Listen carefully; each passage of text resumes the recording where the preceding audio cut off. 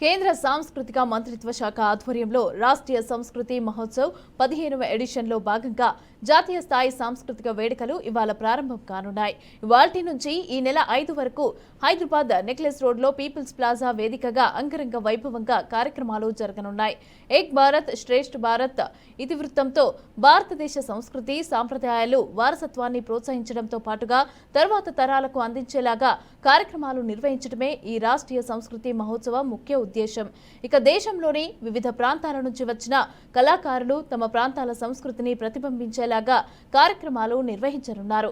ఈ సాంస్కృతిక వేడుకలు చివరి రోజైన ఈ నెల 5న కేంద్ర టెక్స్టైల్స్ మంత్రిత్వ శాఖ ఆధ్వర్యంలో శారీ వాకథాన్ కార్యక్రమం నిర్వహించనున్నారు.